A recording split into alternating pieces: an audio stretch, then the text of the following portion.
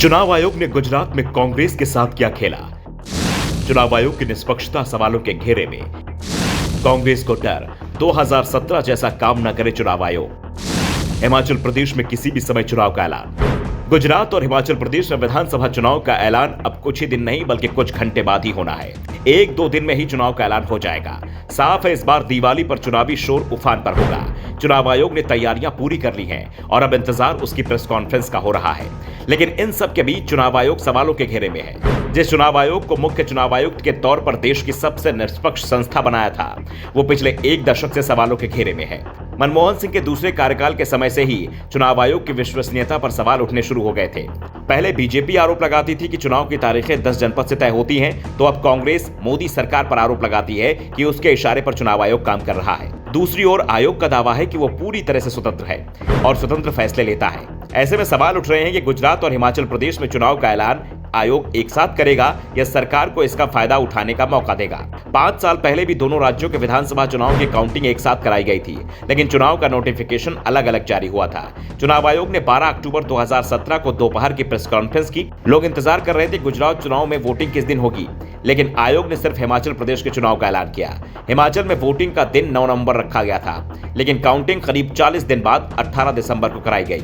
आयोग ने एक सवाल के जवाब में यह संकेत जरूर दे दिया कि हिमाचल की काउंटिंग से पहले गुजरात में चुनाव हो जाएंगे, लेकिन इसकी तारीख नहीं बताई। यानी संकेतों में आयोग ने गुजरात चुनाव की काउंटिंग का दिन बता दिया, ये 18 दिसंबर को होगी। गुजरात में चुनाव का ऐलान नहीं हुआ था, इसका फायदा बीजेपी की सरकार ने उठाया और धड़-धड़ योजनाओं का उद्घाटन किया।